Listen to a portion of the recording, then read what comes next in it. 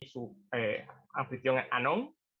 Conmigo va a estar también Fabricio y nuestro gran invitado, a quien presentaremos más adelante. Fabricio, si puedes presentarte. Stream. Estamos aquí con un invitadazo súper especial.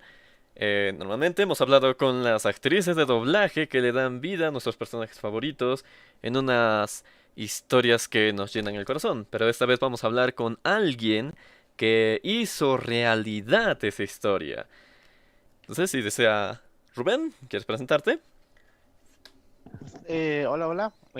Aquí nada más recordando que también estamos apoyando y siguiendo a este genial persona. Nada más presentándome, soy Rubén de Brony Radio y un gusto estar con todos nosotros y ustedes. Gracias. Entonces, sin más preámbulo, vamos a darle la bienvenida desde Dublín, Irlanda, al codirector español y guionista de la nueva película My Little Pony Nueva Generación, José Luis Ucha. Bienvenido. Muchas gracias, Fabricio. Encantado de estar aquí. Gracias por la presentación y un placer estar compartiendo con vosotros un rato para hablar de ponis y agradeceros también todo el apoyo que habéis tenido a la peli desde el principio y años antes de de la terminación. O sea que muchísimas gracias a vosotros. Gracias a usted por Gracias a aceptar la usted. invitación. Y bueno, queríamos empezar la entrevista con una pregunta que es bastante lógica, bastante obvia. ¿Quién es José Luis Ucha? ¿Cómo entró al mundo de la animación? ¿Cómo entró a Boulder Media? Y bueno, ¿cuáles son sus proyectos más reconocidos o memorables? Vale, pues mira, os hago un pequeño histórico, no demasiado largo para no aburrir, porque al ser tenéis ya ciertos años, se puede hacer muy largo y muy pesado esto. Pues a ver, yo soy de España, de un pueblecito de una ciudad al sur de España que se llama Cádiz, una ciudad muy bonita, casi tocando ya África, donde se une ya el mar Mediterráneo y el Océano Atlántico. Y como en teoría es la ciudad más antigua de Europa Occidental y una practicidad, pero desgraciadamente la animación no es una industria que sea allí demasiado importante, así que a los pocos tiempos, al poco tiempo de querer empezar a hacer animación, tuve que salir fuera y he estado viajando primero por España, estuve viviendo mucho tiempo en Barcelona, pero después, como la industria en Europa es también bastante limitada y suele dedicarse a trabajar en formato de coproducción, me ha llevado a estar viajando por el mundo desde el principio de mi carrera. He estado viviendo, pues como decía, en Barcelona, estoy viviendo en Seúl, ahora estoy viviendo ahora en Dublín y trabajando en diferentes proyectos con gente de todas partes del mundo, que siempre es un placer.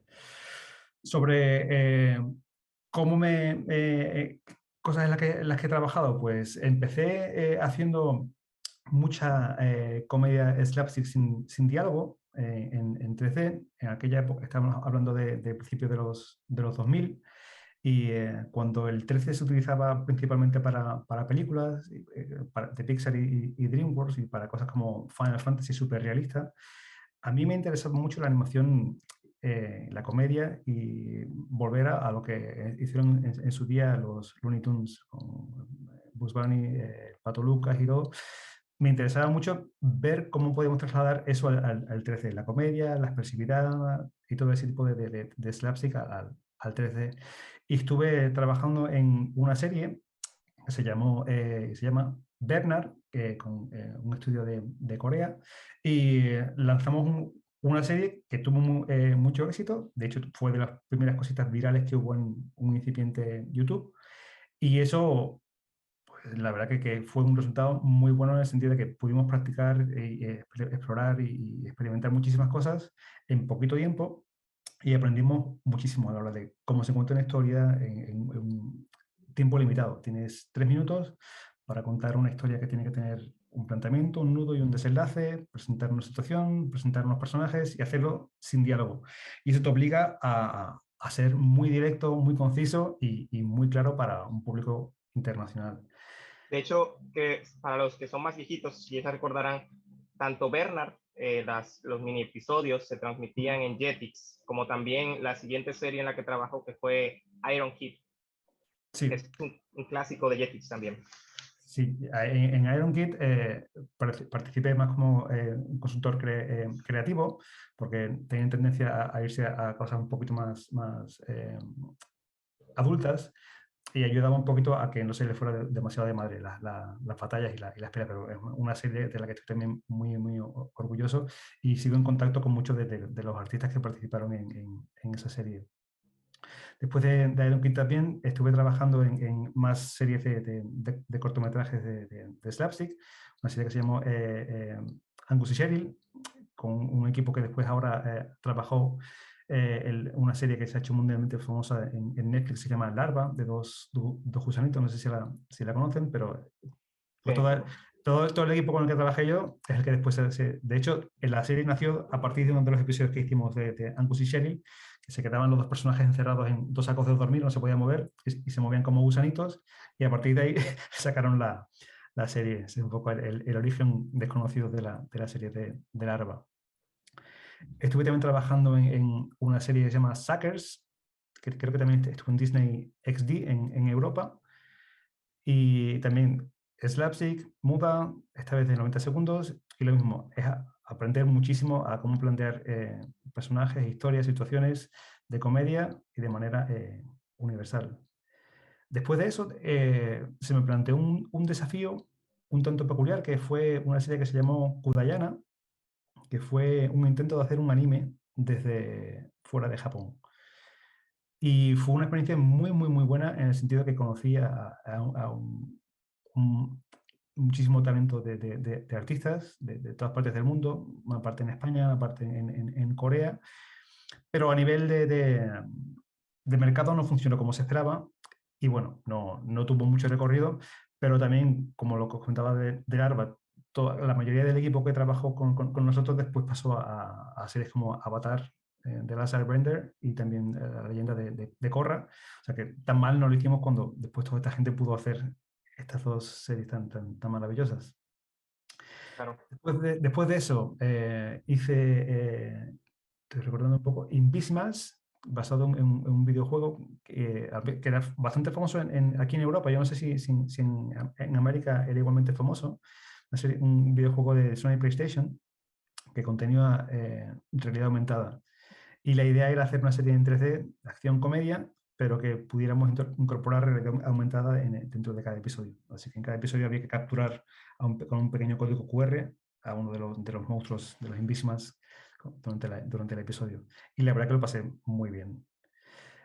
Acabé esa serie, empecé a trabajar en un desarrollo de un par de proyectos, uno de robots, otro de la serie basada en una película de D'Artagnan, de antiguo clásico, que querían hacerlo en película, y justo estaba andando en ese desarrollo cuando recibí una llamada de Irlanda para venirme aquí a trabajar en un proyecto, en principio iba a ser para Transformers, pero en mitad del desarrollo querían replantear, se les alargó muchísimo el guión que querían hacer para Transformers, y surgió la posibilidad de hacer Mi Pequeño Pony. Y bueno, el resto pues es ya historia. Claro. Y justamente de eso. Sí. Sí, de hecho me plantearon, oye, claro, como veis, mi perfil es un poco Transformers y Mi Pequeño Pony son como un poco la noche y el día en muchos aspectos. Pero me dijeron, oye, ¿te importaría plantearnos cómo te gustaría hacer Mi Pequeño Pony? Les hice un pitch de cómo veía que puede ser una manera interesante de hacer una película nueva en 3D de los ponis. Les gustó mucho y empezamos a trabajar. Algo interesante de eso es que es la primera película o largometraje que hace usted, y también del estudio de Boulder Media. Entonces, sí, fue prácticamente como experimentar desde cero toda la fase de la producción. Entonces, nos gustaría extendernos más en esta parte, que es la parte de la producción de la película en sí. ¿Cómo iniciaron el desarrollo de la película? ¿Cuánto tiempo les tomó hacerla? Y particularmente, ¿cómo fue la relación entre el estudio y Hasbro? Vale, pues como dices, fue un desafío triple, porque estábamos montando todo el equipo. Es decir, Boulder, como dices, no tenía departamento de largometraje. De hecho, tenía muy poquita experiencia en 3D, y había que montar todo el pipeline y también hacer la película. O sea, tres cosas al mismo tiempo.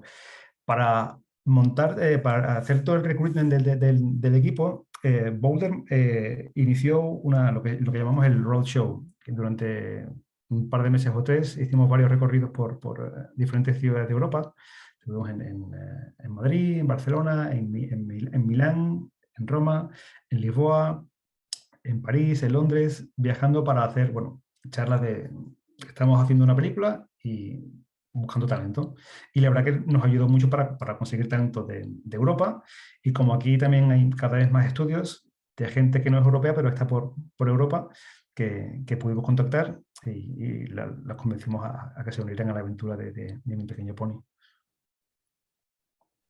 La relación con Hasbro que me preguntabas, pues la verdad que muy bien. Desde el principio, desde el primer día, hablamos semanalmente varias veces y muy abiertos de un lado hacia otro.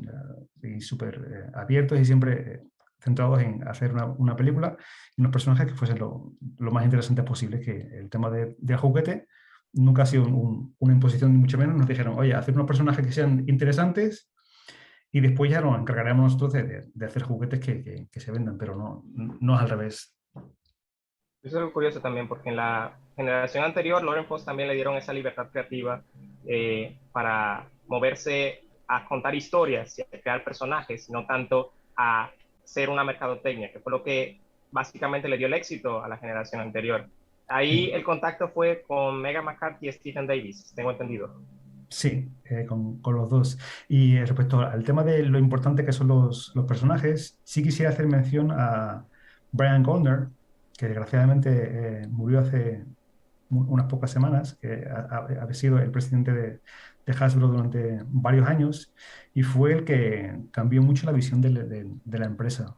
Fue el que empezó a hacer todas las películas de Transformers, de G.I. Joe, todas las series de Mi Pequeño Pony, de la nueva generación, la generación cuarta, todo eso empieza con Brian Goldner, que dijo que para hacer lo que queramos vender de juguetes, antes tenemos que hacer historias que le gusten a la audiencia. Y digamos que es la persona, el visionario que cambió todo dentro de Hasbro. Y detrás de él pues estaban Stephen Davis, Steve Davis y Megan McCarthy, con los que he trabajado, sobre todo más en el desarrollo creativo, más con Megan, la verdad que también muy bien, muy bien, muy bien. La verdad que a la hora de plantear un proyecto de ponis, poder contar como, como Megan, que es una enciclopedia, es una maravilla. Así es. Claro, porque Megan estuvo directamente involucrada con el tema de la creación tanto de la generación 4 como de el spin-off de Quest Girls y todo lo que tiene que ver con eso. Queríamos saber también, hubo en 2017 unas filtraciones, algunos correos de conceptos muy preliminares de la película, donde se hablaba, por ejemplo, de utilizar a las Main Six. Ahí vimos algunos diseños preliminares en el Pixelatl de hace unas semanas. Pero todo eso fue descartado para concebir una nueva generación desde cero, es decir, con personajes completamente diferentes. ¿Cómo fue ese cambio de la historia? ¿Cómo se fue desarrollando desde su concepción? A ver, en animación en general, y en esta película en particular, es muy normal que desde que empieza la producción hasta el final, la historia cambia muchísimo. Nosotros hemos tardado 4 años y medio en hacer la película de Mi Pequeño Pony, una nueva generación, pero hay otros proyectos por ahí, por ejemplo, como Frozen, que duraron 9 años, o Vivo, que se estrenó este mismo año, tardaron 8 años en hacerla, y la película que empezó siendo a la que terminó siendo no tiene nada que ver. Entonces, en ese aspecto, los emails que me comentan, no tengo constancia de cuáles eran en concreto o cuáles eran las imágenes que surgieron, pero lo que viste en el Pixelatel que comentabas antes, exploramos muchísimas cosas desde el principio. O, por ejemplo, cuando empezamos a trabajar el traslado del 12, la traducción del 12 al 13, quisimos empezar, por ejemplo, por Twilight como pony canónico, para ver cómo podemos pasar las proporciones del 2D al 3D, qué funciona, qué no funciona. Así que hay exploraciones que hicimos de muchísimas cosas. La historia, realmente hemos estado trabajando en ella durante 2 años.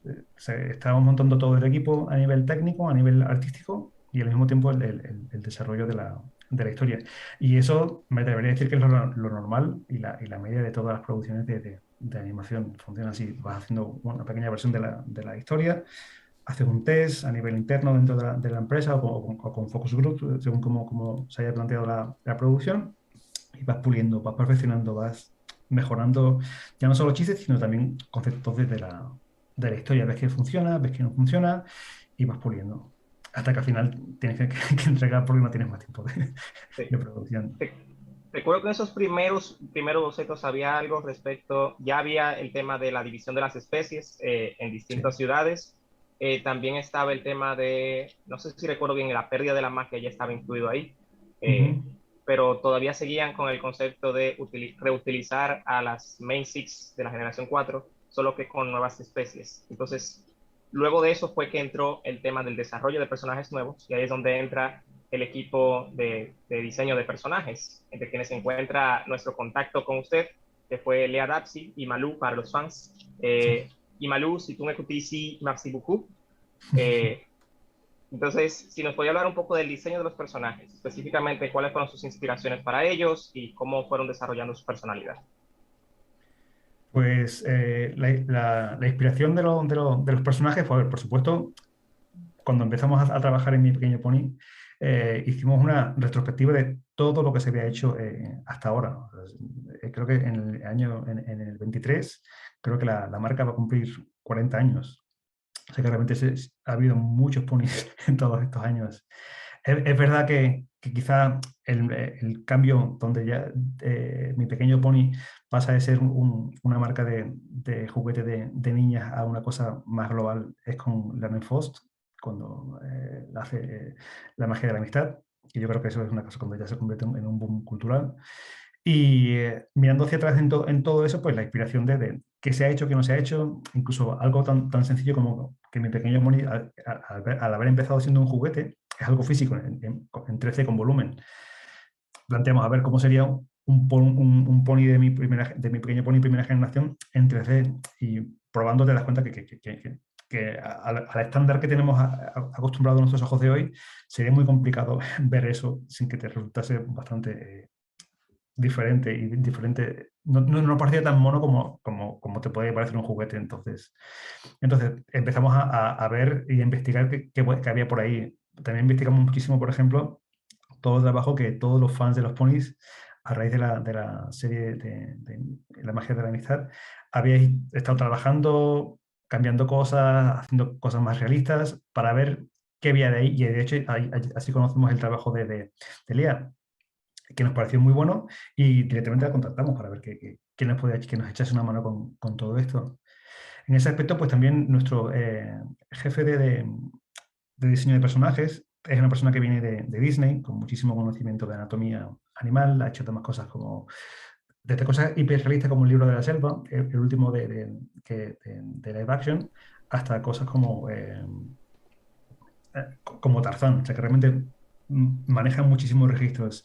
Entonces, en ese aspecto, tener una combinación de gente que es muy fan del pony, que conoce la anatomía del pony perfectamente, y gente que después a nivel ya técnico tiene un gran conocimiento de músculos, esqueletos, ir probando hasta que encuentras la manera perfecta de que el pony quede mono en volumen, en 3D. Wow. Entonces se hizo una investigación mucho más profunda. Sí, sí, sí, y muchísimas cosas de probar y ver que no funciona a todos los niveles. De repente los ojos son demasiado grandes, son demasiado pequeños, vas probando poquito a poco. Y después, cuando ves algo que te funciona, empiezas a moverlo para ver si a nivel técnico eso se puede mover de manera elegante, de una manera que sea adorable, no que no sea una cosa que de miedo, que parezca un monstruo que está dando unos saltos rarísimos con las rodillas. Todo eso era probar que era mono, probar que eso se puede mover y de manera como queremos, o que en la historia estamos desarrollando una parte que se tienen que sentar en torno a un fuego, una hoguera, y van a estar contando historias. ¿Cómo se pueden sentar? ¿Se pueden sentar? Ah, pues con esta espalda no se pueden sentar, o con estas patas traseras no se pueden sentar. Entonces fuimos puliendo y perfeccionando todo a la vez que se montaba toda el trabajo apasionante, pero también que el equipo, a la verdad, que ha trabajado muchísimo, y le hemos estado esforzando hasta la última hora para poder tener lo que queríamos y necesitaba el proyecto.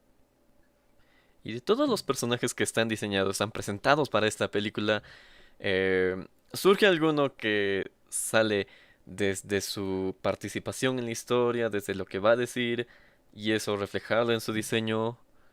¿Cuál sería el personaje que más se lleva por eso? A ver, te diría, a ver, Hasbro sí tenía claro más o menos cuál era el perfil de personalidad que buscaban en los ponis nuevos. Querían saber, pues mira, uno que sea más soñador, otro que sea más rebelde, otro... Eso sí lo tenían más o menos claro y nos dieron un pequeño briefing de cada uno. Y sobre eso, realmente la historia nos fue guiando a qué tipo de personalidad se deberían tomar cada uno de las ponis. También tenía Hasbro muy claro que quería incorporar uno de los ponis que fuera un chico, que fuese un pony por vez primera eh, masculino, para tener también más integración dentro del Main Five ahora. Y en ese aspecto, digamos que fue la historia la que fue creando y modelando más a los personajes. Historia, pues yo creo que en cada pony hay un poquito de cada uno de los que hemos participado en la película. Ya no solo yo, sino Rob, que es el otro director. También de Megan hay cosas de Emily, hay cosas de Gillian, la otra guionista que también trabajó en la magia de la amistad. Pero realmente hay mucho de mucha gente. Si me preguntas por si tengo alguna preferencia por un pony, esto es como se dice siempre, ¿cuál es tu hijo favorito? Es muy complicado elegir uno. A los quieres de todos de manera distinta, no es una cosa que se pueda repartir. Para mí, quizá tenían muchas...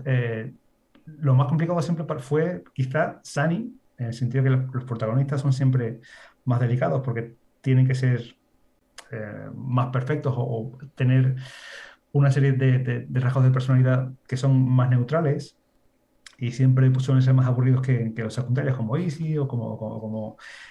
Pero creo que logramos que fuera un personaje, que sea un personaje que, que tiene su carisma, pero al mismo tiempo tiene su capacidad de enamorar también, que no se hace una persona, un pony que sea repelente, que te esté recordando, no, es que somos así, que nos parecía el gran temor que teníamos que nos pareciese una quejica.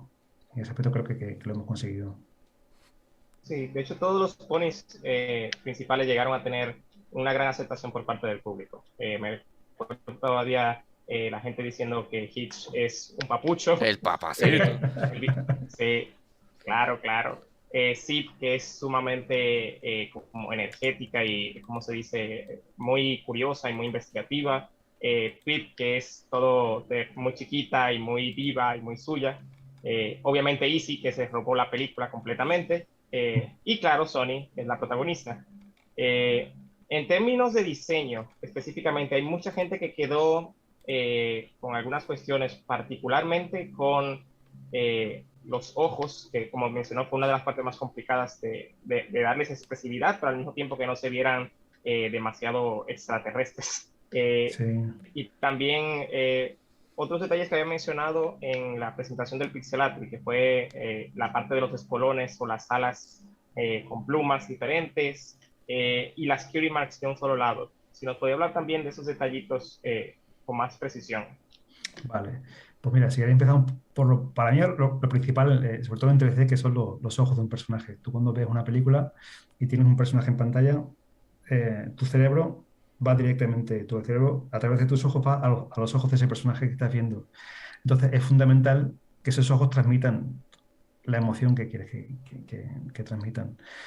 Entonces empezamos a probar en la traducción al 13 de los ponis y claro, la magia de la amistad, al ser personajes tan planos, realmente tienen los ojos a los lados. Y era muy complicado tener una mirada centrada cuando te los planteabas. Entonces fuimos a ir centrándolos hasta que encontramos el punto adecuado. También el tamaño, si manteníamos la proporción del 2D, eran extraterrestres, como comentaba Alejandro, que se hacían demasiado grandes. Entonces fue cuando tenemos que reducir sin que perdamos la idea de unos ojos grandes como tienen que tener los ponis. Después, el color, metimos un punto de purpurina para que tuviesen un brillo especial, que veas que no son simplemente un pony o un humano con un cuerpo de pony, sino que realmente tiene algo especial. Para nosotros estos ponis tenían que parecer mágicos desde su concepción y que visualmente, al plantear esto como una película, que fuese un gran salto a nivel de detalle. Los ojos, el pelo, las cabelleras, todo que fuese perfecto, que casi casi pudieras tocar o pensar que te lo puedes encontrar si sales a la calle y no quedaría mal dentro de un entorno realista. Pero al mismo tiempo Incluso, en cartoon. disculpe, disculpe, incluso la textura se siente como si fuera un peluche, algo felpado. Sí, sí, sí. Ahí también hubo pruebas de decir hasta qué punto llegamos de un poquito más largo, un poquito más corto y ver el punto medio, porque ya sabes que en 3D un pelo más largo, un pelo más corto implica también más horas de render y muchas más complicaciones técnicas. Por ejemplo, la melena de Daisy es una maravilla, pero ha sido una auténtica pesadilla para mucha gente durante 4 años y medio, que ha hecho un trabajo genial, pero que ha llevado muchísimo trabajo. Pero bueno, era parte del desafío y la gente lo ha hecho con muchísimo cariño y como puedes ver el resultado. El tema, por ejemplo, de los espolones que comentabas, una idea que hubo muy interesante con los Pegasos era haberle dado un acabado de plumas a las patas y que quedaba maravilloso a la hora de plantear imágenes en fijo. Incluso tenemos un ciclo de andar que queda muy, muy bonito, pero a la hora de plantear, como os decía antes, acciones concretas que pasaban en la historia, por ejemplo, coger uno de los cristales de la historia o coger una taza de té, de repente estas plumas empezaban a crear colisión con otros elementos y complicaban muchísimo todo el trabajo. Así que no teníamos el tiempo para poder haberlo desarrollado de una manera solucionada a nivel técnico. Quizá podríamos haber necesitado al menos un año y medio más de trabajo que no teníamos. Así que preferimos unificar también esa parte y que todos los ponis tuviesen los mismos acabados, los espolones. Y la Cutie Mark es una cosa también de pura física, en el sentido que tú cuando ves en la serie de La magia de la amistad, según el ángulo de la cámara y cómo está el pony, tú siempre le ves la Cutie Mark, la izquierda y la derecha, la izquierda y la derecha. Cuando tú tienes en un pony en 3D la Cutie Mark en los dos lados y tienes la cámara moviendo, rotando, la ves en un lado del pony, giras y puedes ver la misma marca en el otro lado, se hacía raro porque era demasiado simétrico el mundo real. Entonces decidimos que había que tenerla solo en uno de los sitios para hacerla también más especial, como algo único de cada pony. Y decidimos que fuera en la parte derecha. Así que yo sé que cuando salieron las primeras imágenes había muchísima rumorología de no tienen las Cutie Marks porque no sé qué, no sé cuánto, después las tendrán. Entonces hubo muchísimas historias, pero realmente es porque estéticamente en 3D no funcionaban las Cutie Marks en ambos lados, que era muy raro. Entonces fue una decisión específicamente creativa, no tuvo nada que ver con Hasbro. Nada. No. Aunque Hasbro Ok. entendía que quedaban raros las dos. Hicimos pruebas, se los enseñamos, les comentamos, opinamos que deberían tenerla solo en uno de los lados y nos dieron la razón. O sea, en ese aspecto es lo que os comentaba. Hasbro ha sido súper abierto a escuchar nuestras opiniones. Nos han seguido muchísimo en ese aspecto. Mm, Y esa parte es al menos de los personajes, que ya hemos visto cómo se van desarrollando desde una diferenciación, desde las generaciones, hasta una identidad propia, hasta incluso qué podría funcionar y no funcionar en 3D. Pero también hay un elemento del que particularmente nosotros los fanáticos hemos estado muy atentos, y es toda la parte de fondos, lugares, locaciones.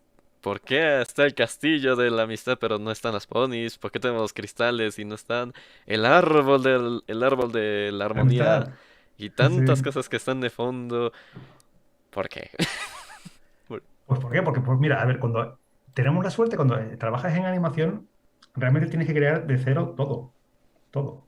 Entonces, cuando puedes rellenar ese mundo con detalles que puedes ligar a cosas que se han hecho antes, ya no solo la generación cuarta, sino desde la primera, pues creemos que hay que aprovecharlo, no simplemente como guiño para la gente que sea fan como vosotros, sino para la gente que quiera investigar un poco más. Es decir, es un legado que tenemos de 40 años no queríamos crear algo completamente solo para los fans, sino para que ampliemos un poquito toda la historia para la gente que no conoce Mi Pequeño Pony, para la gente más joven, pero para la gente que lo ve siendo muy fan de la película, nos parecía fundamental ponerle referencias que pudieran identificar de manera clara. Por ejemplo, que como estamos en el bar de los unicornios con Alphabet, el ver el pollo de goma de Pinkie Pie era fundamental para mí. Easter egg, quienes no lo hayan descubierto hasta ahora, ahí lo pueden revisar la película una vez más. Y tantos fondos, por ejemplo, las O pizarras que tienen. Ujú. sí, las pizarras, o por ejemplo, cuando está Zip, revela que los Pegasos no pueden volar y está mirando un póster de los Wonderbolts. Sí. Claro, hay tantas referencias, sobre todo en la casa de Easy. Creo que Argyle tenía demasiada información, más de la que realmente nos reveló. Sí, a ver, hay muchísimas cosas, ¿eh? Hay muchísimas cosas y otras que se ven muy poquito, pero realmente una de las cosas buenas de Netflix es que en casa todos podemos parar y ver cosas. Por ejemplo, para mí era también fundamental que tú has mencionado antes, Fabricio, era el tema del árbol de la amistad, que justo lo enseñamos cuando están intentando ir a buscar el segundo cristal. Para mí era fundamental. Tal como se planteó, era, oye, sí queríamos tener un plano de todos los ponis en un entorno soleado, alegre. Una de las referencias que teníamos era el Mago de Oz, como algo súper, un campo con muchas flores y mucho color, y todos los ponis allí. Y tenían que estar buscando el camino al bosque de los unicornios. Y había que buscar algún tipo de elemento dentro del entorno que sirviera de guía dentro del mapa. ¿Y qué podíamos buscar de manera icónica? Y comentando, oye, tenemos un árbol de la amistad, ellos justo están ahora empezando a hacerse amigos, estos ponis, ¿por qué no utilizamos eso? Y nos pareció fundamental y muy interesante colocarlo. Le quitamos los cristales, eso sí, porque no queríamos confundir con los cristales que estaban buscando nuestros protagonistas, pero nos parecía que entraba orgánicamente dentro de la historia que estábamos contando, lo que venía del pasado. Hay mucho tema que se especuló también con el tema de las localizaciones, como mencionaba, de que obviamente eso ocurre más o menos en el mismo mundo que la generación 4, pero las localizaciones son completamente nuevas, son completamente diferentes. Entonces, no sé si pasó algo en la parte de la producción de descartar las ciudades originales o fue algo que ya se decidió desde el principio. A ver, de inicio sabíamos que no íbamos a utilizar las mismas ciudades, porque como queríamos dar un salto en el tiempo sin dar claras pistas de si han pasado 10, 100, 1000 años, no es una cosa que quede claro en la historia y tampoco creo que sea fundamental para entenderla. Muchas Eh, lunas atrás. sí, exactamente. Vale, le pone La, Shippuden. sí. Entonces, la idea era, bueno, que el meter algún elemento que te dé pistas de por dónde pueden estar, pero que ha pasado hace mucho. Por ejemplo, una de las ideas en la canción de Looking Out for You, cuando están Sunny y Easy, una de las versiones que tenemos de la canción, cuando están ellas dos cantando al final, que se ven pasando por diferentes entornos, en una de ellas queríamos meter algún fondo que pudiera relacionar con Canterlot, con Canterlot, o cosas, algún elemento de, mira, pero eso implicaba tantas cosas que, ¿qué pasa? ¿Hubo una guerra o se arrasó o ya no vive nadie allí? Que hubo al final que limitar ese tipo de guiños porque causaban mucha impresión de ese tipo de diseño tan imponente, tan identificativo, identificable. Sí. Mucha gente especuló sobre eso, sobre todo como menciona en esa escena, porque al final sí se ve la silueta de la montaña donde se encontraba Canterlot, pero de todos modos queda como la especulación de los fans o incluso adrede dejarlo ambiguo para futuras desarrollos en la serie o especiales al futuro. Es una buena decisión, a final de cuentas. Sí. Sí, yo creo que era mejor así, porque en tu cabeza siempre como fan lo completas mejor. Creo que muchas veces quieres saberlo, pero al mismo tiempo, si lo sabes, puede que te defraude. Así que es mejor dejarlo en lo ambiguo. Incluso hay guiños para Sí, aquellos aparte como que siguen mencionaba, la serie desde hace mucho antes de la G4. Aparece la G2, aparece por allí un par de mascotitas, así. Sí, la G1 también, en la canción de Sprout, se ve en las pantallas de televisión durante un momentito varios fotogramas de la serie. También en una de las en uno de los pósters de Sefer Heights, no sé cómo se llamó ahí en la versión Altos española. de Entonces, Céfiro. Hay uno, está el póster de Philly Elliott y hay un pequeño homenaje ahí a una frase de Rainbow Dash, creo que era, no recuerdo cuál, pero hay un pequeño guiño ahora estoy hablando de memoria, porque hay muchísimos, prácticamente en casi todos los planos. So, por ahí, sí, claro. otro día deberemos hacer un visionado en conjunto y vamos parando y vamos viendo que hay cada cosa así, se llama. Sería interesante hacer eso. Sí. No, él también había mencionado de que, lógicamente, esta franquicia tiene casi 40 años. Sería imposible esperar que todo el mundo viera todo el contenido para poder entender la película. Era mucho mejor dejarlo como referencias ambiguas para que así no alienar al público nuevo. Claro.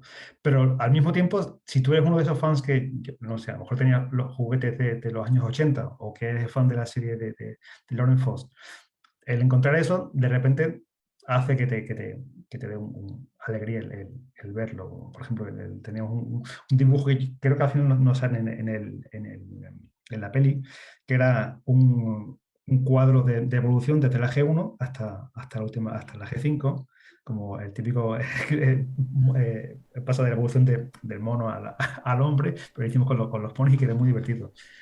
Era como si fuese toda la parte de la prehistoria hasta la actualidad. Wow. Y bueno, ya estábamos hablando también de la parte musical. La música es uno de los aspectos más importantes de My Little Pony, al punto de que fue lo que atrajo a mucha gente a la serie. Las composiciones elaboradas que se hicieron en la generación 4 de parte de Daniel Ingram atrajeron a mucho público y aún hoy en día se hacen remixes o canciones inspiradas en la serie. Entonces, el apartado musical de esta película también fue muy, muy bueno, sorprendente en algunos aspectos, con la exploración que hicieron de géneros diferentes, más modernos. Si nos puede hablar un poquito de cómo fue la composición musical. Perfecto, pues mira, sí, Ah, pues mira, claro. claro, a ver, por supuesto teníamos una muy buena referencia con lo que Daniel Ingram, como comentabas, hizo en la serie, que hay muchísimos temas, canciones divertidísimos y buenísimos. Y a partir de ahí dijimos que para esta película, una de las cosas que nos planteamos al principio de todo, o digamos que empiezo a rebobinar un poquito hacia atrás. Pero Rob y yo, los dos directores, dijimos, esta película sí o sí tiene que ser sobre ponis super monos, super adorables, con muchos arcoíris, mucha purpurina. Es de ponis y tiene que ser sobre ponis. No intentemos hacer otra cosa diferente porque estaremos pervirtiendo el ADN de la marca de la serie. Otra cosa es que queríamos entretener al público, que sea algo divertido, una comedia divertida. Y como padres que tenemos a niños y hemos visto muchas veces películas en el cine bastante aburridas o no del todo amenas para los adultos, sí quisimos que hacer algo que atrajese también a los padres o a la gente un poquito más mayor del público muy infantil. Y después, en ese aspecto, el aspecto musical, como decía, pues es fundamental, no hacer canciones de algo muy preescolar, sino algo mucho más fresco y mucho más ecléctico.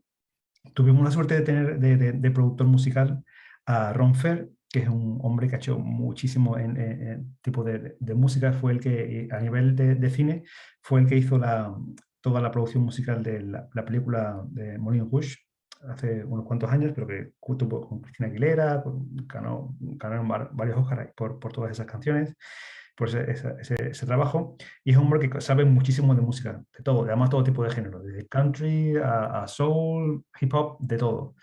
Y contamos también con Alan y Michael, los compositores de las canciones en concreto que salen en la peli, que le hicimos un pequeño brief de, oye, queremos canciones muy diferentes, queremos explorar cosas muy distintas, nos gusta el cine musical y probemos cosas. Y tenemos desde algo mucho más contemporáneo como puede ser Gonna Be My Day, la primera canción de Sunny, algo como Free Riding, la canción de Daisy, que es casi como algo cantando bajo la lluvia, o algo mucho más grunge como la canción de Sprout. mucho más rock and heavy, que nos parecía divertido también ver todo eso, sobre todo el que no te pudiese esperar una canción así para el mundo pony, sobre todo para la gente, o sea, para los fans de la G4 cogíamos menos desprevenidos, pero alguien que nunca haya visto ponis, que viera una canción así, todo el mundo cuando hacemos una prueba se quedaba completamente, wow, no me lo Sí, esperaba. literalmente. O sea, a mí Exacto. también me come un poquito de sorpresa porque la referencia, por ejemplo, a White Stripes o Sí, temáticamente a Nirvana o a The Offspring sí, es muy, sí, muy sí. buena. Sí, sí, sí. A ver, de hecho, os diría que lo que comentamos hace un rato de cómo cambia la historia de una película desde la primera versión hasta la última, os diría que esta canción de Sprout se mantiene desde el principio del todo. Es la única cosa que se mantiene desde la primera versión de la peli que hicimos hasta el final. Es la única escena que se mantuvo. Y precisamente porque Rob y yo dijimos, esta escena tiene algo especial que si lo mantenemos, es el tono que creamos para la peli. Si lo mantenemos hasta el final, hemos nos hemos mantenido fieles a lo que hemos planteado al principio de todo. Y la verdad que ha sido muy divertido, muy divertido. Algo interesante también es que temáticamente toda la trama de la película mantiene ese balance entre el público adulto y el público objetivo, que le da como esa particularidad y ese éxito que también tuvo la generación 4, incluso en la parte musical, porque Sí. las canciones también están muy bien instrumentalizadas y tienen esas referencias mucho más complejas para los adultos, pero son sumamente disfrutables para los niños también. Déjame ver. También parte de lo que es el humor. Sí, claro. Oh, Quería mencionar también, disculpa, Arista. no, creo que perdí más. Ah, dificultades técnicas. ¿Ahora? Ok, listo. Sí, mejor. Ujú. Sí. Ok. Vale, me estabas hablando de la música, si quieres, más sofisticada. Por ejemplo, otra cosa que no he comentado, en la canción de Glowing Up, la canción de Pip, Pip. la composición es de la misma chica que es la que hace todas las canciones de BTS para el mercado americano. O sea, una chica súper, súper, súper talentosa que aportó toda la parte que tiene Pip de una estrella del pop, pues lo supo plasmar de una manera increíble. Y no quisiera dejar de lado todo el trabajo que hizo Heitor Pereira, el compositor de la banda sonora, es un compositor brasileño que ha hecho muchísimas cosas en animación, ha hecho todas las de Minions, Angry Birds, ha hecho un poco de todo. Y ha hecho una banda sonora que si la escuchas sin ver a los ponis, es una auténtica maravilla, es algo de cine, auténticamente de cine de clásico. O sea, yo recomiendo a los fans que escuchen la música de la banda sonora, no solo las canciones, sino la banda sonora, que es impresionante, impresionante. Cierto. Hay un detalle, todas las canciones tienen una versión extendida que se sacó más adelante para el soundtrack. Algunas de esas canciones extendidas llegaron a tener una producción que sea a nivel de storyboard o siempre estuvo pensado que fuera cortada.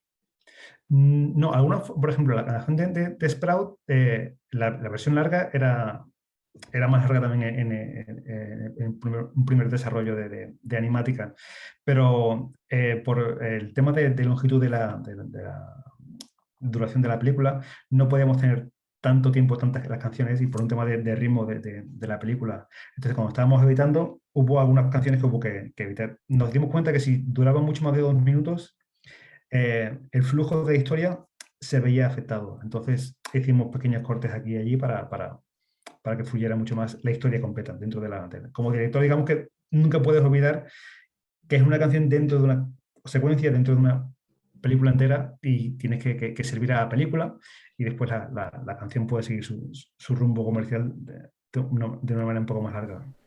Eso es Claro. justo algo a lo que quería regresar de principio. Sí, ¿cuáles habrían sido algunas ideas que se habrían planteado de la película que quizá no vemos en el corte final o quizá incluso escenas eliminadas? ¿Para comentar sobre eso?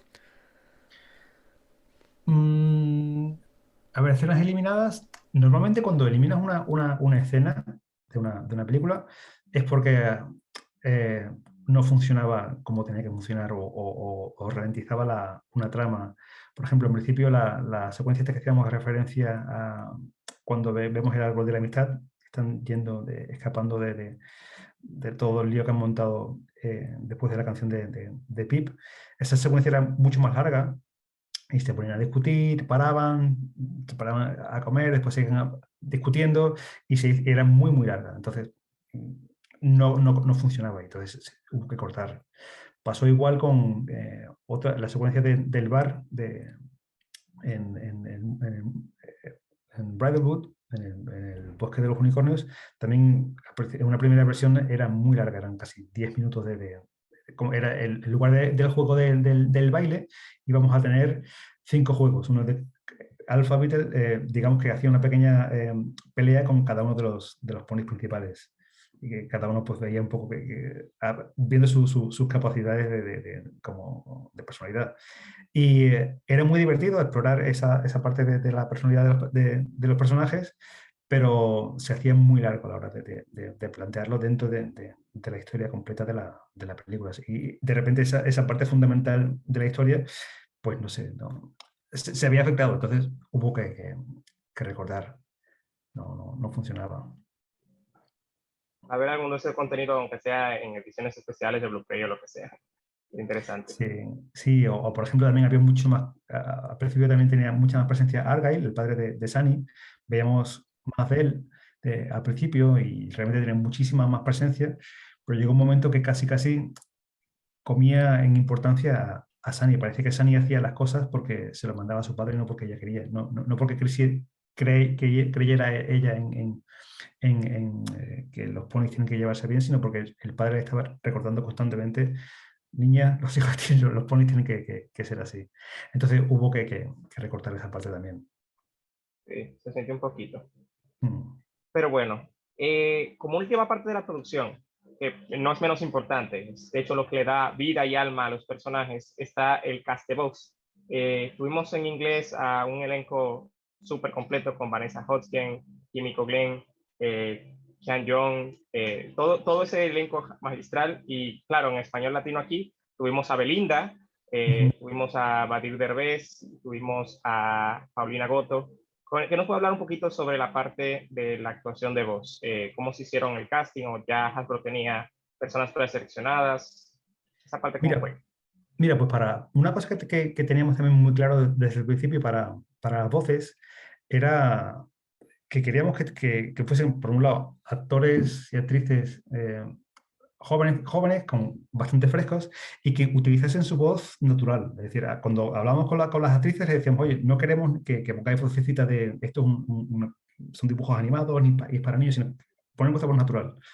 La razón de esto era porque queríamos dar impresión, cuando al fin y al cabo estamos haciendo una película de ponis de colores que hablan. Entonces, de manera natural, el cerebro humano tienes que creerte que son de verdad. De cuanto más elementos des que te hagan creer que son de verdad, mejor.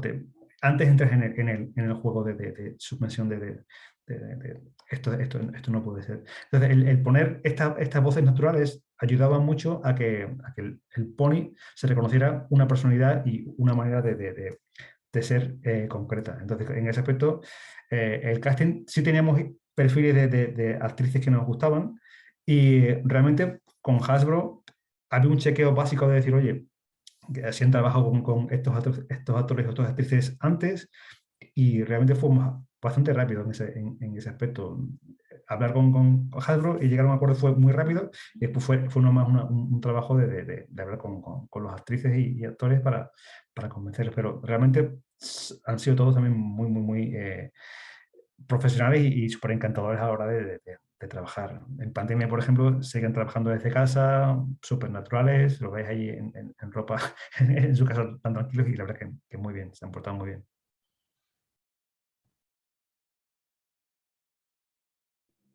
Si esa parte de la pandemia también fue algo que afectó mucho a la película, o cómo fue trabajar en pandemia, Pues, de hecho. pues mira, dos cosas pasaron. Nos pilló, y creo que llevamos de la parte de animación, solo teníamos 5 o 6 minutos hechos. O sea que realmente nos pilló la pandemia punto medio de producción. Nos quedaba muchísimo por hacer. Básicamente, te diría que casi el 90% de la iluminación y el 80% de la animación. Entonces, nos quedaba muchísimo. Al principio, además, bastante incertidumbre, bastante miedo. Hubo gente que tuvo que volver a su país de origen. Entonces, pasamos de una producción normal a tener que tener 5 horas, 5 zonas horarias en toda la producción. Realmente trabajamos de lunes a domingo, desde la mañana hasta muy tarde. Había gente siempre despierta en alguna parte del planeta haciendo cosas sobre los ponis. Pero al mismo tiempo, una cosa que fue para, para mí bastante mágica fue que en estos momentos, en aquellos primeros momentos de la pandemia, que fueron tan duros, tan tristes, tan oscuros, hubo un momento, claro, que nos planteamos, oye, estamos haciendo una película con ponis, con muchos colorines, que tiene que transmitir eh, muy buena onda y ganas de vivir y alegría, pero es muy complicado mantener ese espíritu cuando estás en un entorno donde está la gente con miedo en su casa, encerrada, que no puede salir. ¿Qué hacemos? ¿Qué hacemos? Entonces, viaje que, bueno, hablaba mucho con la gente, que se desahogaran, y de repente, yo no sé si os acordáis, pero hubo un momento que se puso un poco como de moda, que los niños de todas partes del mundo empezaron a dibujar arcoíris y a ponerlos en las ventanas de sus casas. No sé si os acordáis, eso pasó también en América, pero aquí en Europa, y sé que en Estados Unidos también pasó, y en muchas partes de Asia, que los niños empezaron a dibujar arcoíris y los pegaban en sus ventanas. Y viéndolo así, yo le comenté a la gente del equipo y les decía, mira, ellos no lo saben, pero sin querer nos están diciendo que tenemos que acabar esta peli y acabarla con magia y con alegría y transmitírselo, porque están esperando que acabe esta peli para que acabe toda esta pandemia, acabe todo este mundo tan oscuro. Y realmente fue un apoyo moral que tuvimos a mitad clave de la película, y que la gente no fue consciente, pero nos resultó fundamental para poder acabar la peli con ambiente y espíritu mágico. Qué bonito. Y bueno, entrando en esa parte de también el mensaje que da la película, queremos explorar un poquito también su opinión personal sobre el trasfondo en donde se ambienta este mundo. O sea, vemos un cambio muy brusco desde esta Ecuestria utópica, donde todas las especies o incluso especies que no son ponis se llevaban y coexistían, a esta Ecuestria donde todos están divididos, no hay magia, todo ocurre mucho después del reinado de Twilight y sus amigas, y queda como esa duda de qué pudo haber pasado para que algo así ocurriera. No sé si puede dar unas pinceladas sobre eso. Sí. A ver, sinceramente, es una cosa que cada persona que entraba a trabajar en el proyecto decía, pero ¿qué ha pasado? ¿Qué ha pasado?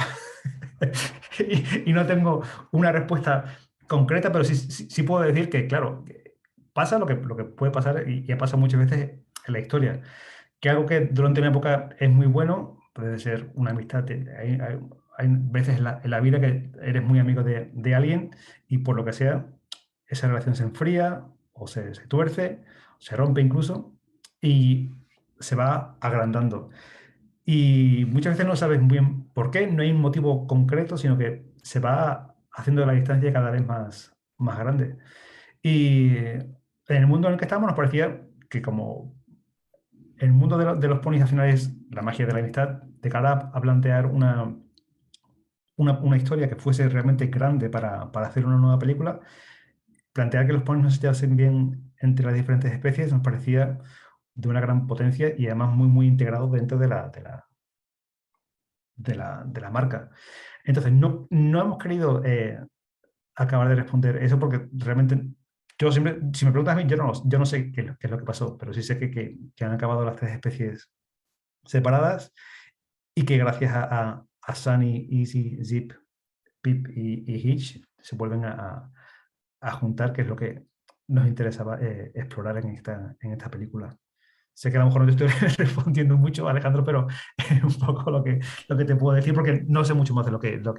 Después te puedo decir qué me puedo imaginar yo o qué puede haber pasado, pero sería una especulación. Y es curiosamente Claro. una pregunta relacionada también. ¿usted sabe qué sigue? Porque, bueno, aquí están preguntando mucho. ¿Usted sabe qué sigue con la historia de estos personajes? Pues mira, sé que se están haciendo episodios de una serie y que me han hablado muy bien de lo que está quedando. Pero yo no estoy involucrado en ese proceso, pero sí conozco a bastante gente que está allí metida y son gente muy, muy buena, muy talentosa. Así que seguro que va a ser muy, muy, muy, muy bueno. Y yo tengo muchísima curiosidad también por, por verlo. Sí, claro. Y ojalá que en alguno de esos episodios también explore un poquito el trasfondo. Eh, Sí, sí. Sí, a nosotros, ya digo, a mí me interesaba mucho el tema de la reconciliación entre las especies. Me parecía un tema que en animación o incluso en imagen real no se lleva mucho, casi casi algo escandaloso, el que alguien ha hecho algo mal y en lugar de buscar venganza, Sunny, después de que le acaban de destrozar el faro con todas sus pertenencias, con todo el recuerdo de su padre, en lugar de decir voy a pegarle una patada a Sprout. Sprout, pues dice, no, ¿sabes qué? Que no, que hay que seguir para adelante, es que tenemos que pasar página y buscar las cosas que nos unen y no las que nos diferencian. Tú tienes cuernos, tú tienes alas, pero todos somos ponis. Y ese mensaje me parecía muy poderoso y muy importante de transmitir. Lo que decíamos antes de mestizaje, de mezclarnos unos con otros y buscar qué cosas tenemos en común más que las que nos diferencian. Claro. Incluso hay muchas temáticas que son como paralelas a la película, que son súper interesantes de explorar, como el tema de la discriminación, la propaganda o las fake news. Sí. Creo que una revista que habíamos conversado hizo una Ujú. entrevista donde mencionaba que en Estados Unidos han dicho que My Little Pony es libertaria y comunista al mismo tiempo. O sea que como politólogo a mí me parece interesante como esa crítica social que presenta la película, que incluso hasta los más pequeños pueden entender y que se ve muy reflejada en la sociedad actual. Es muy importante. Entonces, todos esos mensajes fueron lógicamente a propósito o tenían un poquito más de desarrollo orgánico. Bueno, a ver, por un lado, sí es verdad lo que decía antes, que la historia pretende ser, sobre todo, algo que entretenga y que sea una comedia. O sea, no nos planteamos, hagamos de Mi Pequeño Pony una herramienta para mandar un mensaje político, ni mucho menos ha sido la idea.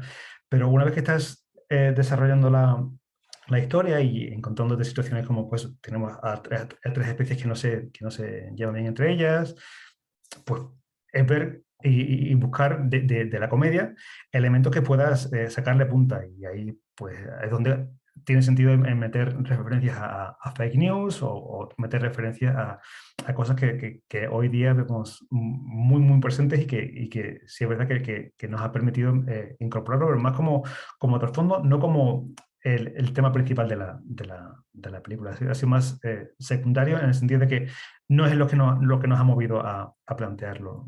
No queríamos meter, eh, vamos a criticar las fake news, sino que ha venido muy bien dentro del entorno de la historia que hemos planteado. Claro.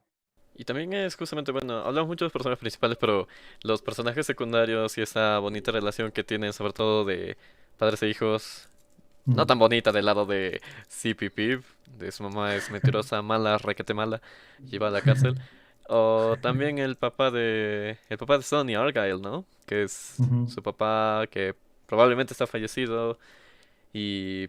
¿O está fallecido? ¿Me confirma? Sí, sí, sí. De hecho, ¡Ah! la última frase que dice en la película es Buenas noches, pequeño pony, mi pequeño pony. Y Ay, ya se. ¡Ay, sí está muerto! Sí, Eh, y pues, a ver, llega un momento cuando está ella que después de que va a fábrica para intentar dar su discurso, para intentar convencer a los ponis, que cuando ya el Hitch le ha dado ya la regañina por ¿qué te creías que iba a pasar, Sunny? Y se queda ella sentada en el banco, ella mira al cielo y dice, me gustaría que estuvieses aquí, papá, porque realmente sí, sí, me Hay temo un, que. hay un concepto, disculpa, hay un concepto que explora en esa entrevista que mencionaba y era el de la segunda muerte del padre, porque la primera muerte, lógicamente, el padre falleció, pero aún vive en espíritu dentro de Sony. Pero Sí. luego cuando Sony logra juntar los cristales y descubre que no pasa nada, ahí ocurre la Mm. segunda muerte Ya el sueño que ella Ya. tenía de la ilusión que su padre le había forjado desde niña no era real. Sí, sí, eso es lo que yo denominé en esa entrevista que comentas la segunda muerte de Argyle. Porque digamos que todo lo que le ha motivado a ella a mantener ese espíritu de alegría, a pesar que se ha muerto su padre, a pesar de que vive en una ciudad donde todo el mundo piensa de manera contraria a la a como piensa ella mantenía una esperanza y una fe en que esto iba a funcionar porque tenía que ser así. Y cuando ve que no, digamos que eso, pum, el mundo entero se derrumba. Y llega un momento en el que entra ella en el faro, en su casa, y como hemos visto antes en la peli, se gira siempre la foto que tiene de ella con su padre cuando ella era Sí. pequeña. Y siempre que aparece eso en la película, siempre Argyle lo coloca bien y ella también lo coloca bien en dos ocasiones. Pero en este caso, ella no lo coloca bien, va directamente a su cuarto. Digamos que decir, es como si ella asumiera que su padre se ha muerto, ya no está presente. Todo por lo que habían luchado, toda esa esperanza de que puede haber un mundo mejor, la pierde por completo. O Y incluso que su padre entonces, le había mentido también. es un poco ya de eso, de desilusión por lo que hace. A ver, mi pequeño pony, una de las cosas que también estudiando sobre la marca, también tiene mucho que ver con el hecho de que como ser humano, esta cosa de que no queremos crecer, nos gustaría ser niños eternamente, como Peter Pan. Al fin y al cabo es como un caballo que no crece nunca, un pony, si lo quisiera ver de esa manera. Y digamos que cuando sucede esto, que los cristales no funcionan en este primer intento, digamos que Sunny dice, no, voy a dejar de ser una niña y voy a empezar ya a ser adulta porque todo eso era mentira. Y por eso coge todos sus juguetes, coge la lámpara que su padre le había regalado, y dice, todo esto fuera, ya se acabó, ya no voy a ser una niña, la vida era otra cosa, yo no era esto que yo creía, que mi padre me había comentado, al final era verdad que era una historia de cuento, era un cuento, y después no, resulta que era real. Era real. Y esa Pero ahí entre... creencia le lleva a ser alicornio. Uno de los Claro. puntos que no todos están muy felices, contentos, de acuerdo, pero ¿por qué? ¿Por qué Sony llega a ser un alicornio al final de la película? A ver, a nivel interno tuvimos muchas discusiones sobre alicornio sí, alicornio no. Además, sabíamos que con el Twilight Sparkle hubo muchísima polémica también. Muchísima gente que nunca más ver un episodio donde aparezca el Twilight de alicornio. Que sabíamos que iba a haber controversia alrededor del tema. Pero profundizando una vez más en la historia y en el personaje que estábamos contando, nos parecía fundamental dos temas. Por un lado, Sunny representa a las tres especies. Y de alguna manera, ella en su cuerpo representa las tres especies. No sé si habéis fijado en la película, ella aparece tres veces como alicornio. Al principio de todo de niña, que tiene las alitas y la diadema que le pone el padre cuando están jugando. Sí, claro. Después, en la fábrica, cuando aparece allí para dar el discurso y intentar convencer a los ponis, y al final, de verdad, como unicornio. Entonces, todo eso, digamos que vamos preparando para que al final, por fin, y además es un alicornio no en el sentido de los alicornios de la generación cuarta, sino que lo entendemos como algo distinto, más espiritual, porque si veis el cuerno y las alas son más etéreos, más algo espiritual, un poco más parecido que hay. Quizás hay más referencias en series anime, donde se producen ese tipo de cosas más que en otro tipo de series, pero la fundamentación principal es esa, que ella representa las tres especies y por tanto merece tener esos poderes. Sí, claro. Mucha gente también está preguntando si esa transformación es permanente o es algo que podría desaparecer en algún momento. Eh, a ver, tal como lo planteamos nosotros en la peli, no sé cómo van a desarrollar en la serie, la idea era que es algo que aparece y desaparece conforme determinadas circunstancias, cuando ella lo necesita, pero que la idea es que, como cuando estás haciendo Sailor Moon y haces la transformación, boom, cuando llega el momento donde tengo que sacar mis poderes para solucionar una situación. Y la idea era esa, y por eso también esa idea de algo espiritual, etéreo, dentro de esa. Pero insisto, no sé cómo van a hacerlo en la serie, pero esa era la idea original. Claro. Y bueno, en la última parte, que es en cuanto a la recepción de la película, sabemos que la película tuvo una recepción muy, muy positiva. Para ser su primera película de Boulder, tuvo una recepción excelente. O sea, calificación de 100% en Rotten Tomatoes, igual también en IMDb. Fue la película número 1 en Netflix a nivel mundial durante varias semanas. ¿Qué le pareció la recepción de la película? Pues inesperada, es decir, nosotros, claro, no éramos objetivos, nos parecía que la película era divertida, era ligera y esperamos que a la gente le podía gustar. Pero claro, al ser una película de ponis, no contábamos con que iba a haber un público tan amplio. Y realmente fue una sorpresa muy, muy positiva en ese aspecto.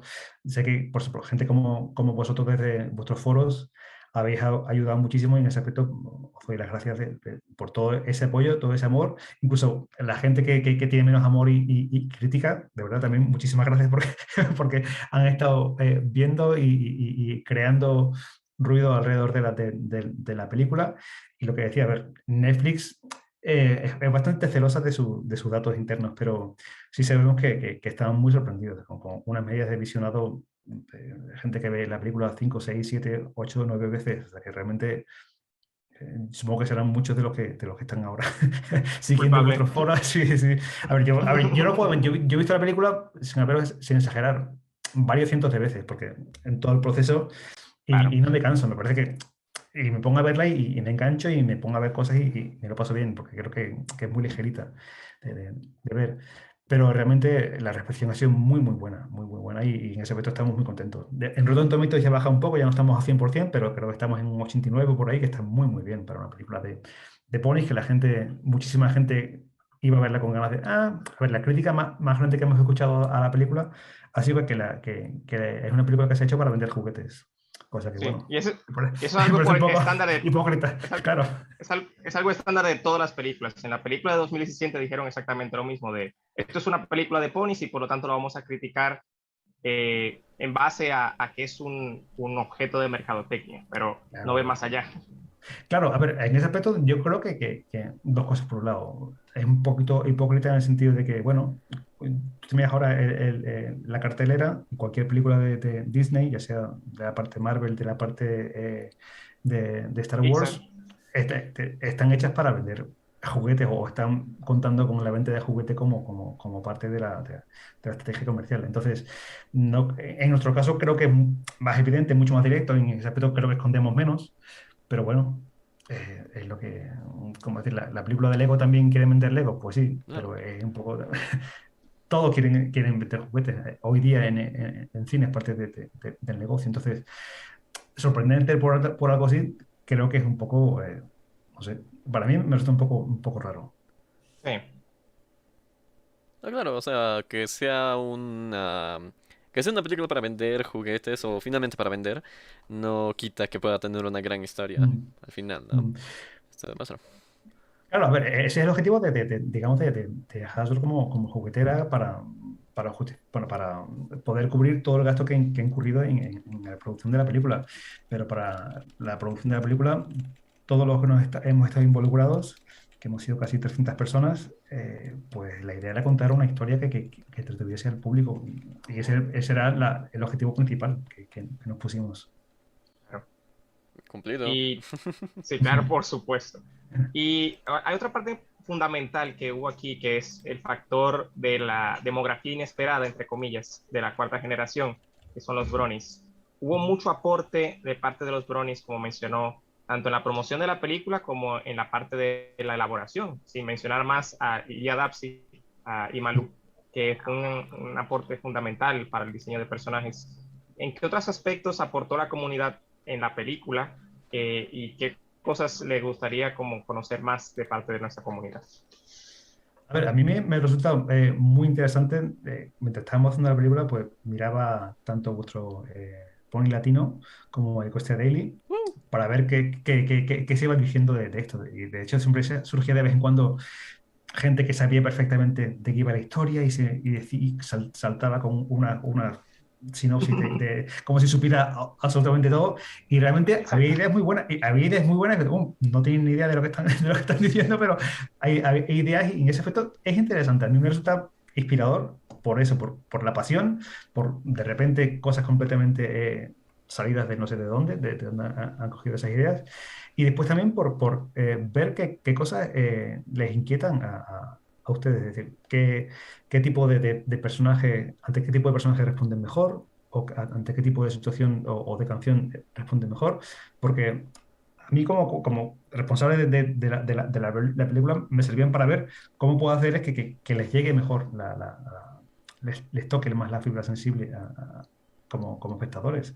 Entonces, en ese aspecto, a mí me ha servido para conocerlo mucho más y para conocer también a mi pequeño pony.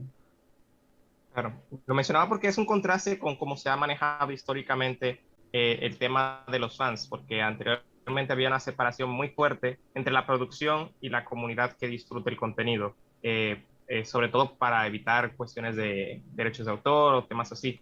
Pero aquí la influencia es mucho más orgánica, no es una cuestión tan directa, eh, pero igual se siente como la retroalimentación y es algo muy bonito. Sí, pero yo creo que en ese aspecto los fans tendrían que sentirse también orgullosos, igual que decía antes, comentaba lo de los niños con sus arcoíris en las ventanas, tienen que sentir muy orgullosos porque habéis sido inspiradores totales de la película en muchas de las cosas que han pasado y cómo suceden. O sea, en ese aspecto, una vez más, agradeceros la inspiración, que ha sido muy importante. No, gracias a usted, No todo el porque mundo, tenemos... no, a ver, es que no todo el mundo, como con todas las historias, el tener tanta feedback directo y gente tan creativa, pues haciendo dibujos, haciendo propuestas de, y si, cuéntanos qué te parece este personaje, busquemos un nombre para este otro. Eso es una maravilla, eso es un gustazo que nos puede decir cualquiera que hace una película. Entonces, es muy, muy, muy reconfortante como autor. Sí, es lo más bonito de esta comunidad. Claro. Es- Y bueno, le queremos agradecer muchísimo. Y aquí tenemos muchas, pero muchas preguntas de quienes estuvieron comentando aquí en el chat, que estuvieron contactando. Y hay uno que fue muy recurrente de varias personas que están desesperadas por saber si es que entre los guiños que se dan en la casa de Easy significa que era el cumpleaños de Easy mientras pasaba la película. No, no, a ver, no digo que no pueda ser, pero no era el cumpleaños de Easy. Para Easy cada día es su cumpleaños, es algo que celebrar. Entonces siempre está todo lleno de todo, de confeti y de serpentinas y de una fiesta perpetua, que lo hace incluso más especial en ese bosque de unicornios deprimidos, que ella tenga todo ese color, todas esas luces, toda esa purpurina, nos parecía fundamental. Entonces, no es que sea su cumpleaños, cada día para ella es un cumpleaños. ¿Vale? Ah, Ahí tienen a la ver, respuesta. vamos a ver, estoy buscando preguntas aquí. Dice aquí una parte importante. Al inicio de la película vemos esta escena con las Main Six súper icónica, donde cada una como presenta a las razas y cómo anteriormente estaban unidas. Esa parte en 2D, ¿cómo fue la producción o cómo fue planteada? Porque como contrasta mucho con el resto de la película, que es en 3D, y aparte tiene los personajes clásicos. Sí, a ver, con eso hubo varios planteamientos. Y pensamos en hacerlo en stop motion, pensamos en hacerlo en 3D, pero hubo un momento dado que, que pensamos que lo ideal es que el primer personaje que apareciera, el primer pony que viésemos como espectadores en 3D, tenía que ser Sunny como protagonista. Y entonces pensamos que lo mejor para hacer un pequeño homenaje a la G4 era mantener el 2D, teniendo en cuenta que Boulder tenía muchísima experiencia y gente que ha hecho especiales de My Little Pony de G4, pues era ideal el contarlo en 2D, me pareció de manera orgánica. ¿Dónde está la mamá de Sonny, los papás de Easy, los de Hitch? ¿Dónde están los padres? ¿Por qué? Aquí lo sí, sobre eso, cada uno, yo te puedo contar qué me imagino yo, pero no es una cosa que esté puesta en ningún sitio. No hay algo que se haya explorado en ese aspecto. No es relevante para la historia que estamos contando. Exacto. No, de hecho, o sea, yo le quería responder, pero acá ya me Sí, sí. dingré. Si Ah, yo un día tomando café, yo te puedo contar qué pienso yo de la madre de Sani, dónde está, cómo es. Yo te lo puedo decir, pero ya sería a nivel particular, no exacto. como... Nada, Y además tengo una confidencial. idea muy clara, ¿eh? Exacto. Tú más confidencial que la voz de Pinkie Pie en el tráiler de la Claro, película. exactamente. Aquí hay una pregunta también, ¿por qué los animales pequeños ahora tienen alas? Porque veíamos en la generación anterior que habían especies mitológicas como grifos, dragones, etcétera, pero aquí tenemos animales literalmente comunes y corrientes, un perro pomeranian, una rata, pero con alas. ¿En qué se inspiraron para eso? A ver, pues como queremos reflejar un mundo sin magia, si traíamos animales muy, muy especiales, de manera natural iba a parecer que había magia en ese mundo. Entonces, intentamos también limitar el número de animales que aparecieron, al menos en esta primera película. Por eso, lo que cuenta, un cangrejo, una gaviota, un perrito, y la rata con alas, las alas eran simplemente porque estaba en el mundo de los Pegasos, como pequeño guiño también de cara al final verla volar. Al final cuando la magia vuelve. Pero la idea era esa, mantener un tipo de animales que no pareciesen mágicos para nada, incluso los conejitos aquellos que aparecen en la montaña, que sean muy, muy normales. Claro. También Yes. pregunta aquí Black Spectre, ¿es otra zona del mapa de Equestria lo que vemos en la película o son las mismas localizaciones donde anteriormente se encontraban las ciudades? ¿O se dejan ambiguo? Eh, yo creo que es ambiguo, pero yo te diría que es una zona diferente de Equestria.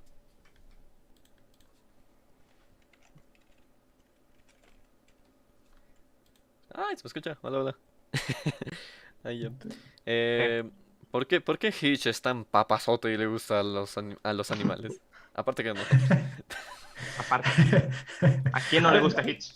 claro, a ver, cuando la voz original, James Marsden es una persona además encantadora, es un tipo que tal como lo ves, te enamoras de él a todos los niveles. Es una persona, aparte que físicamente es muy guapo, es una persona encantadora, súper simpática No tiene deudas. y no, y exactamente, el calendario es uno de los chistes, de mis chistes favoritos de la peli, que de hecho queríamos sacar un calendario completo con 12 meses, con 12 fotos diferentes de Hitch.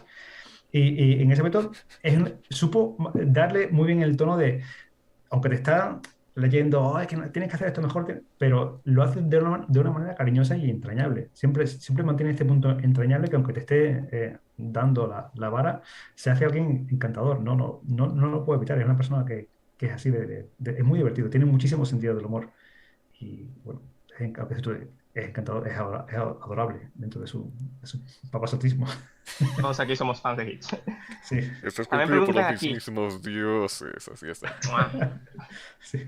preguntan aquí también, vemos que en cada especie hay una especie de, digamos, organización o gobierno. Tenemos entre los ponis, que más o menos tenemos al sheriff y a la jefa de la industria local, como los jefes del pueblo. Ujú. En Altos de Céfiro es mucho más organizado porque ya tienen una monarquía bien constituida, con su reina, sus ejércitos, etcétera. Sus mentiras. Pero sí, claro, los unicornios son mucho más gregarios en ese sentido. Que lo más que destaca es Alpha Beetle, pero no es alguien como alguna autoridad formal. Entonces, la pregunta es si Alpha Beetle es el líder de los unicornios o simplemente un representante ahí común.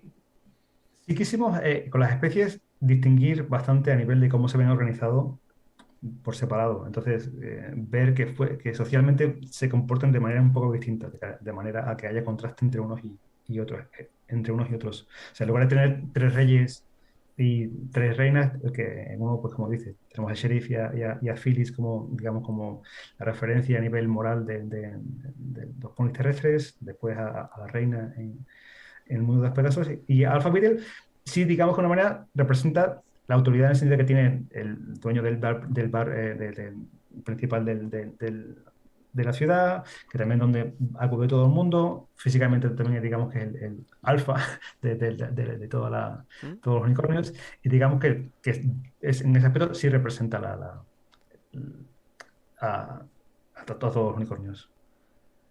Y justamente pensando en esto, aquí hay una pregunta. ¿Por qué se pensó solo en 6 protagonistas contrario a los 5 que... No, perdón. En 5 protagonistas Cinco. para la película, contrario a los 6 que ya conocíamos? Y también, ¿por qué es que Sprout no fue castigado, mandado a la cárcel, mandado a la luna? Porque... Pues mira, sobre lo primero, a ver, contar una historia de 5 personajes nuevos en 1 hora y media es muy, muy complicado. O sea, con la película anterior de 2017, el contar una historia con 6 personajes es aunque los conocieras ya, es muy complicado porque son demasiadas cosas que contar. Son demasiados personajes sobre los que tener que ir llevando siempre un pequeño chiste, un pequeño... Entonces, tener un personaje menos ayuda muchísimo porque te ayuda a tener un poquito más de tiempo para los otros. Y De fue por sí por se sintió algo... muy, disculpe, de por sí se sintió muy comprimida, incluso Pip no llegó a tener tanto protagonismo. Claro. Sí, llega un poco más tarde. Pues, imaginaos si hubiera habido un sexto pony, hubiera complicado mucho más todo eso. Entonces fue también por un poco de necesidad de tener más tiempo para los que estén. Y sobre lo segundo de Sprout, que por qué no lo castigan, también hubo ahí bastantes discusiones, como el caso del unicornio. Y quizá nos vamos un poco a lo que decía antes, que uno de los mensajes principales de la película, que es la reconciliación, decir, oye, pedir perdón y mirar hacia adelante. Eh, el haberle dado un castigo severo a Sprout quizá hubiera sido contrario al mensaje de la película, de decir, oye, empezamos de nuevo, miramos hacia adelante. Creo que tiene bastante humillación viendo que nadie le hace caso, que está ahí en mitad de la fiesta, incluso su madre, mamá, ¿lo he hecho bien como sheriff? Pues no, hijo mío, mira ese perro volando y déjate ya de... quizá eso es más castigo. Pensamos que era castigo suficiente, también de una manera ligera, no algo de vas a la cárcel. Al fin de cuentas, iba a ser una cárcel de mi pequeño pony en mitad de una fiesta. Entonces, creo que está sufriendo bastante ya Sprout ahí. Ha pasado de ser el emperador a ser ya uno que no se entera de que está El siendo escarmiento la moral, fiesta. Exactamente. claro. Claro, ya valió, Y, ya nadie lo y- sigue. y- y que, y que encaja mejor dentro del mensaje de la película de perdón. Y, También preguntan aquí qué influencia tuvo Netflix en la parte de la producción, porque anteriormente iba a distribuirse por Paramount, pero con el tema de la pandemia cambiaron a Netflix. Sí. A ver, con Paramount sí estuvieron muy involucrados en dando notas a la historia y nos ayudaron muchísimo, de hecho, a poder acabar de perfilar los personajes y la historia. Nos ayudaron muchísimo y por eso aparecen en créditos al final como agradecimientos porque eso, fueron muy buenos en todo eso. Y Netflix se incorporó más tarde, precisamente porque comentas de la pandemia, que había que estrenar este año, y Netflix realmente han sido colaboradores totales. Es decir, oye, cualquier ayuda, cualquier apoyo, pero a nivel de historia, de comentarios, no nos han dado nada de problema. Al contrario, les encantaba desde el principio, han sido fans totales y no han tenido ningún tipo de nota. Acá habían preguntado si podría haber vehículos y bueno, eso fue algo que se nos fue completamente. Esta ecuestria que vemos, tal vez 1000 años o 100 años, no sabemos. ¿Cómo es que se decidió que hubiese mucha más tecnología? Ahora hay celulares, ahora hay streaming, ahora hay reporteros, ahora hay también vehículos. ¿Cómo es que llega a ser del punto de ecuestria mitológica, sin nada de tecnología, a esta nueva ecuestria que ya hasta todos podemos seguir a una diva? Quizá a ver, la idea principal de eso era el tema como espectador, que pudiese identificar un mundo de ponis de colores que hablan, como comentaba antes, que puedas reconocer como que puede ser tu mundo, que tienen las mismas cosas que tú tienes alrededor, el mismo tipo de tecnología, el mismo tipo de situaciones, de cara a que no te pareciera algo demasiado distinto, demasiado mágico, demasiado fantasioso, comparando con lo que está a tu alrededor. Y nos parecía también que eso nos daba más potencial para la comedia y para buscar chistes también. También es el tema de que los ponis en esta película son mucho más antropomorfizados en sus acciones. Me explico. En la generación 4 solían utilizar mucho más los instrumentos o herramientas que tenían como ponis, como la boca o los cuernos, para interactuar con el mundo, pero aquí se nota más la interacción directamente con las manos. Si este cambio fue algo orgánico o fue planificado. Pues también fue después de estudio, en el sentido de que con el equipo de animación, al igual que hicimos con el modelado y el desarrollo de personajes, fuimos viendo cómo se podían mover los personajes, viendo qué acciones pedía la historia. Y, por ejemplo, si había que coger algo, pues que cogiera con la boca, como pasaba en la generación anterior, cosas, pero cuando veías un pony en 3D cogiendo con la boca constantemente cosas del suelo y todo eso, al ser un mundo más real, por un lado, a veces que da un poco de asco coger, en vez de coger algo del suelo, para alguna gente puede resultar un poco asqueroso. Y por otro lado, los hacía animales y te hacía perder la concentración de qué estaba pasando. Y poquito a poco fuimos introduciendo acciones y reacciones más humanas, más antropomórficas, como decíais, y veíamos que la acción fluía más natural con el look de la película. Y eso fue eso, ensayo y error hasta que encontramos el punto medio de cuándo son ponis, cuándo no son ponis. Por ejemplo, hay un momento bonito cuando coge a Argyle a Sunny de aquí por el cuello y la monta, que es muy animal, pero después coge algo con los cascos. Entonces, es verla cómo se hace más creíble y más natural sin que te choque que estás viendo un pony que está charlando. Claro. Aquí hay una pregunta interesante, que es la clásica, cuando tenemos un invitado español, es la clásica. Para usted, ¿cuál es el mejor? ¿El doblaje en español de España o el doblaje latinoamericano? Ya que usted lo lleva ambos. Uy, esto se armó. A ver, te diría que hay partes de cada uno que me gustan mucho. A mí, por educación, cuando he visto cosas, como he visto más Mi Pequeño Pony en español de Latinoamérica, te diría que me resulta más atractivo el de Latinoamérica porque me parece más natural con lo que he visto yo antes, pero que me parecen muy buenos los dos. No te puedo, aquí, como comprenderé, no puedo decirte. Sí, claro. Dio la respuesta correcta, de hecho. Ambos tienen muy buenas partes. Sí. Y la pregunta que todos quieren saber. Los personajes que hemos conocido, que nos han gustado tanto, Discord, Twilight, Pinkie Pie, Celestia, Luna, no los vemos en la película directamente. Quizá por ahí uno que otro guiño. Pero usted podría responder, ¿estos personajes están vivos? ¿No están vivos? ¿O eventualmente lo sabremos? Yo supongo que lo último, es decir, eventualmente lo sabremos. Hay que recordar que esto es un mundo de fantasía y de magia. Y cosas como viajes temporales, ese tipo de cosas, pues suceden. Es decir, vemos en la mesa de Argyle vemos la huella de Spike, que supongo que todo el mundo ha visto, y eso puede significar que es un fósil de Spike porque murió o porque está ahí, pero no lo sé. No sabemos. En la película no se responde. Y yo entiendo que se han pasado mucho tiempo. Lo normal es que estén muertos, pero pueden aparecer. No te diría que no aparezcan en la serie. Sí. Esperemos que en la serie o en los próximos especiales puedan darnos algunos guiños al respecto. Sí. Pero nada, nada más que agradecerle por su tiempo y por su disposición para estar con nosotros en este domingo. Un placer por mi parte y una vez más daros las gracias a todos por el apoyo, tanto consciente como inconsciente, a la gente que ha estado de verdad desde el principio apoyando, a la gente que a lo mejor no está apoyando porque era contraria desde el primer día sin haber visto nada que no le va a gustar la película, lo tenía claro, pero todos esos de verdad han sido de muchísima ayuda y un placer estar con vosotros compartiendo este tiempo y este amor por los ponis. Así que cualquier día que queráis, aquí me tenéis para lo que queráis.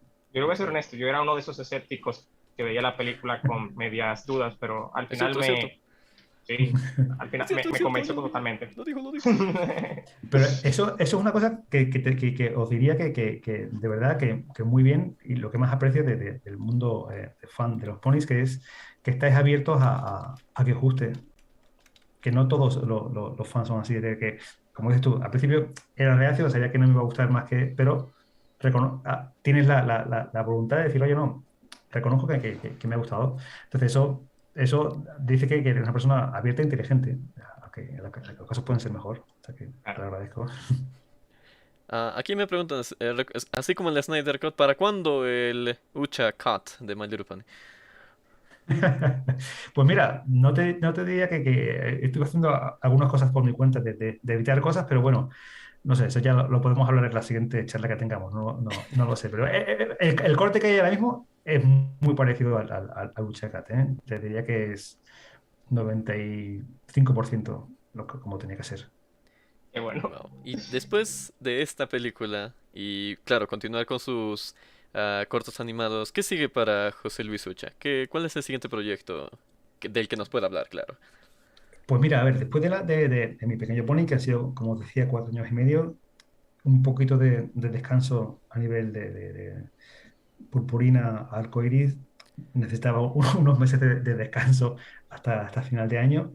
Estoy viendo posibles proyectos, estoy escribiendo también algunas cositas y todavía no puedo deciros nada, pero estamos en contacto. Yo os diré que quizá año que viene, primera mitad del año que viene, pueda tener alguna novedad sobre en qué me meto después de esta aventura de los ponis, si tiene que ver con los ponis o no y de qué va, pero hay buenas sensaciones sobre eso.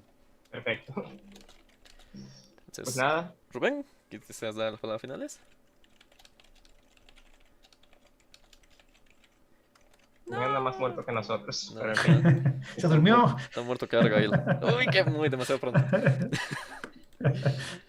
Y No, pero si quieres, Adalid, sí, no, muchas gracias, José Luis Ucha. Ha sido definitivamente una visión muy distinta a hablar con gente que ya tiene la parte de postproducción, que es el doblaje, a alguien que, pues, como me gusta decirlo, lleva esta historia a ser una realidad. Y bueno, le agradezco muchísimo. Nos ha despejado muchísimas dudas. También ha planteado algunas nuevas, pero eso es lo más genial de conocer a una persona como usted. Le agradezco de mi parte de acá de Perú. Le agradezco mucho y... Lexi, Alejandro, últimas palabras. bueno. Bueno, de parte de Pony Latino también es un placer y un honor haberlo tenido. Y esperamos que se pueda volver a repetir este tipo de presentaciones. Pues muchas gracias a vosotros y lo que os decía, estoy a vuestra disposición. Una cosa que no habéis comentado, pero yo me dejé el bigote por Hitch para Oh, sí, la claro. promoción. Sí. Yo creo que era por Steve Trevor de GTA. No, No. simplemente porque siempre nos preguntamos, oye, dentro de las especies, ¿cuál de las especies te representa? Y siempre he pensado que yo soy más pony terrestre, que como Hitch cuando va al mundo de los Pegasos tiene que disfrazarse, pues me he puesto el bigote para... Sí, claro. Qué Se nota la referencia. necesitamos Pero hacer, necesitamos hacer Equestria Daily, please. This man needs an OC, come on. Yes, please. Okay. Pero nada. So, Muchísimas muchísimas gracias. gracias Y y lo que decía, Ujú. estamos en Gracias. contacto. Sí, gracias. Entonces, bueno, eso ha sido todo. Muchísimas gracias a todos los que dieron las preguntas, fueron muy geniales. Gracias a todos por acompañarnos. Nos vemos en una próxima entrevista. Y si no, hasta el próximo año. Alejandro. Bueno, de parte de Pony Latino, muchísimas gracias por estar aquí y nos vemos el próximo año. Y soy José Luis, le dejo con las palabras finales. Pues de nuevo eso, agradeceros a todos este año tan especial de estreno de Mi Pequeño Pony. Espero que os haya gustado mucho la película, que la sigáis viendo mucho, que rompamos todos los algoritmos de Netflix, que les obliguen a que hagamos 2 o 3 películas más explicando todo las dudas que tenemos las podamos explicar y que de nuevo que aquí me tienen a su disposición, que como fan Pony, ya una vez que haces algo de Pony ya eres fan Pony total, o sea que soy uno de ustedes. Muchas gracias a todos. Nos vemos. Hasta luego, buen domingo.